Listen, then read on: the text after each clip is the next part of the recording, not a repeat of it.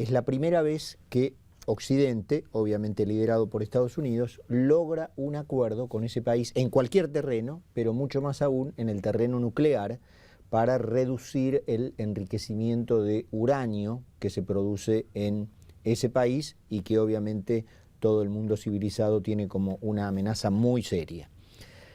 Ha habido, bueno, pros y contras en los comentarios de este tratado, de este arreglo, y Israel ha sido el país que se ha puesto en la avanzada, al frente de las quejas, digamos, de no ver con agrado este acuerdo, de considerarlo un paso atrás.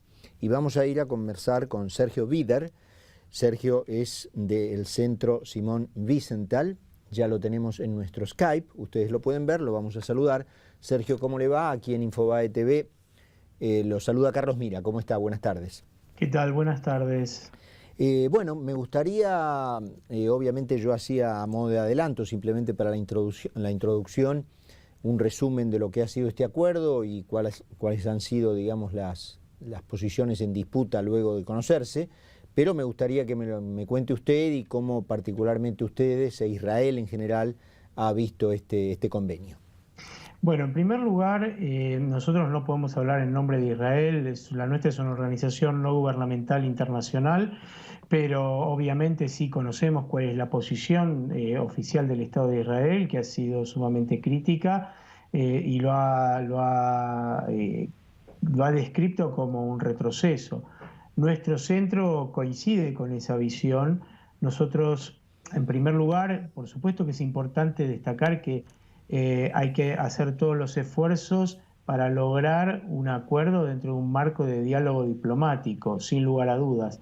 Pero ese diálogo diplomático tiene que poder ofrecer resultados concretos y garantías reales. Y desde nuestro punto de vista, en este caso, no se han alcanzado ni resultados concretos ni garantías reales. Irán ha logrado ganar 6 meses, ha ganado tiempo, ha comprado tiempo. Durante ese periodo, este medio año que queda por delante, va a tener un alivio en su economía por el relajamiento, digamos, de las sanciones.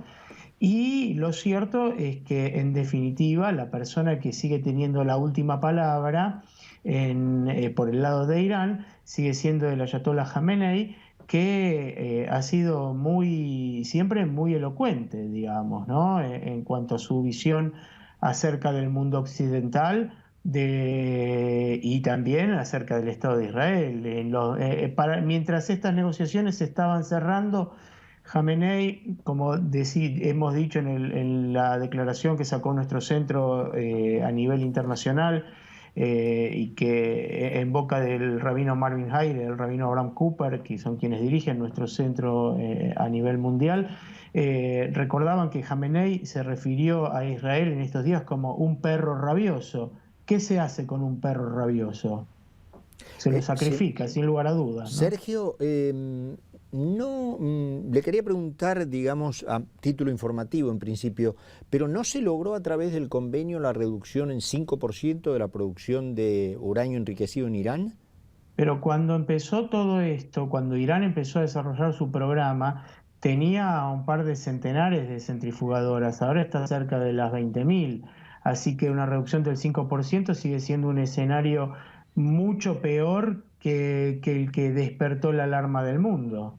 Estoy de acuerdo. Ahora, obviamente, por algún lugar hay que empezar, digamos. Y le aclaro que particularmente estoy de acuerdo con usted en que esta gente no es precisamente confiable y, digamos, desde el punto de vista de lo que puede ser el a priori, bueno, es posible pensar en que utilicen el convenio como un sacar ventajas antes que un cumplimiento, digamos, civilizado. Pero bueno, también hay que decir, por algún lugar hay que empezar, ¿no? Sin lugar a dudas, y me parece que es enriquecedor poder fomentar el debate, desde luego. Y además porque, digamos, podemos coincidir en algunas cuestiones, en otras quizás no, pero en definitiva creo que tanto usted como yo tenemos una mirada en cuanto a que hay digamos, hay una desconfianza porque hasta ahora las pruebas han ido en la dirección contraria y porque, por ejemplo, en el caso de Siria ha habido pasos concretos, digamos, para detener una intervención y poder apelar a la salida diplomática. Ha habido un protocolo, por llamarlo de algún modo, con unos pasos concretos que permitan la destrucción de ese arsenal de armas químicas. Ahora no hay en este caso un protocolo que permita frenar los planes iraníes. También nuestro centro lo ha señalado, es parecido. Miren lo que ha pasado con Corea del Norte. Corea del Norte ha ganado tiempo, ha venido de algún modo seduciendo con un supuesto diálogo que ha terminado con una potencia nuclear, ¿no? Con convertirse en una potencia nuclear. Sergio, en términos concretos, Occidente, ¿a qué se compromete a cambio, digamos, por lo menos en esta instancia del acuerdo?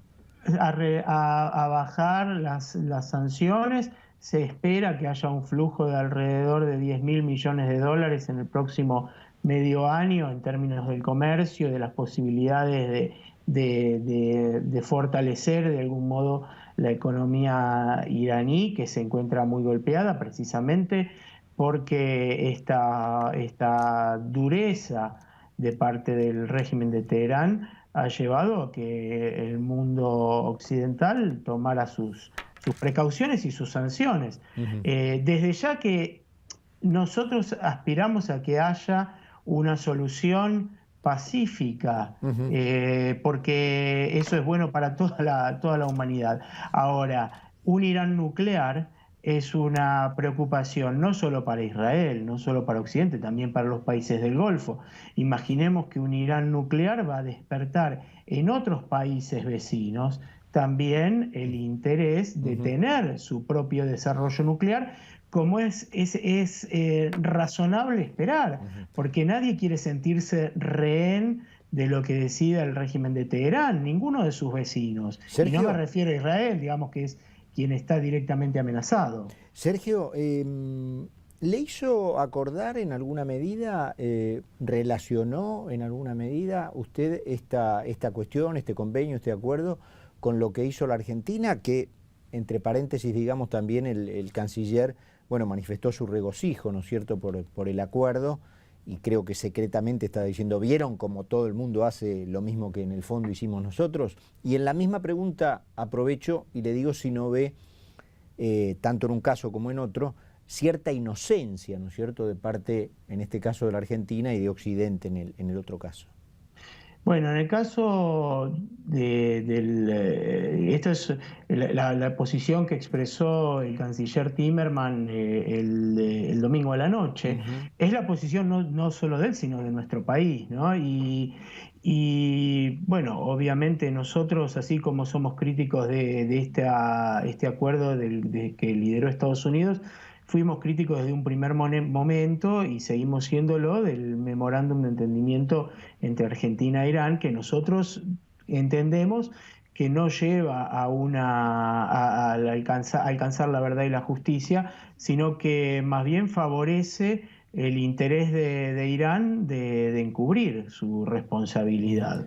Y le digo más, las últimas semanas ha habido algunas informaciones muy alarmantes que han provenido de Estados Unidos. Por ejemplo, una fiscalía del Distrito Sur de Nueva York hace poco más de 2 semanas que le presentó cargos contra el hijo del presidente de Surinam, que había sido arrestado en Panamá en agosto de este año y extraditado a los Estados Unidos por cargos de tráfico de drogas, pero se han agregado cargos contra él porque se han comprobado vínculos entre él y Hezbollah y pagos prometidos por parte de Hezbollah, un pago inicial de $2 millones para tener una primer base en Surinam, o sea, en Sudamérica.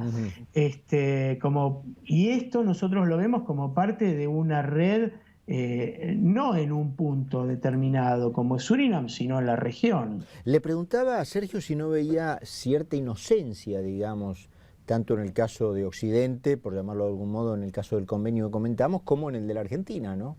Mire, yo no sé cómo llamarlo, no sé llamarlo inocencia, no sé llamarlo de cierto temor frente al poder del chantaje que tiene el terrorismo. Honestamente, creo que llamémoslo, usted lo quiere llamar inocencia, puede ser que así sea. Quizás hay un interés en procurar todos los medios al alcance para evitar un escenario bélico. Por supuesto que nosotros no queremos que haya un escenario bélico, pero para evitar eso tiene que haber garantías concretas. Ujú. Digamos, porque si no, digamos, también en la diplomacia se utilizan medios de presión y de negociación legítimos, ¿no? Estamos hablando de un toma y daca que siempre se Ujú. da, digamos, Le para hago, le hago una algo. última, le hago una última Sí. pregunta, si usted me permite, Sergio. Obviamente tomé lo que me decía al principio, de que ustedes, y desde ya, que ustedes no hablan en nombre del Estado de Israel, pero a partir de su posición y del lugar que ocupa, si sabe, bueno, cuál será la postura diplomática que el Estado de Israel tenga con Estados Unidos, que todo el mundo sabe son aliados muy cercanos, más allá del gobierno que hayan tenido uno u otro. Esa relación se ha mantenido por los años, de modo Sí. tal que me interesaría saber si usted sabe cómo piensa el gobierno de Israel encarar con el gobierno de Obama esta situación. Mire, lo que yo sé es lo mismo que podemos saber todos los que más o menos nos informamos a través de la lectura de los diarios o de los portales de información a través de Internet. Sin dudas esto ha sido una situación que ha provocado una decepción, me parece a mí, porque tengamos en claro que en la visión del mundo que tiene Irán, Israel no tiene lugar, no tiene derecho a existir. Entonces, sobre Israel lo que pesa es una amenaza concreta contra su Ujú, integridad. ujú. En un reportaje posterior al acuerdo, el presidente iraní, Rouhani, el moderado, o así es presentado como el moderado, volvió a hacer referencia a Israel como la entidad sionista. O sea, el lenguaje que se utiliza para negar la legitimidad del Estado de Israel. Bueno, justamente le preguntaba a Sergio porque no aparece como razonable, cualquiera sea o cualquiera haya sido la posición de los Estados Unidos en este acuerdo, pero no aparece como razonable el hecho de que Estados Unidos vaya a abandonar, ¿no es cierto?, a Israel en una situación así, y mucho menos a permitir que siquiera se baraje la posibilidad de que Israel desaparezca de la faz de la tierra, como alguna vez se No, dijo. por supuesto que además creo que el mundo tiene que tener muy presente que es inaceptable que un régimen que hasta hace poco presidido por Ahmadinejad negaba el genocidio de 6 millones de judíos a manos de los nazis, promueve el exterminio de otros alrededor de 6 millones de judíos que viven hoy en Israel. Eso es algo que no, digamos, no es solamente, creo yo, por supuesto que es preocupación principal y primordial del Estado de Israel y sus ciudadanos, de la comunidad judía en todo el mundo y del mundo civilizado. Ujú. Sergio, le agradecemos muchísimo este contacto con nosotros aquí en Infobae. Seguramente, bueno, conforme esto progrese, lo tendremos por aquí nuevamente en las semanas que siguen. Le mandamos un Bueno, abrazo. igualmente, muchas gracias.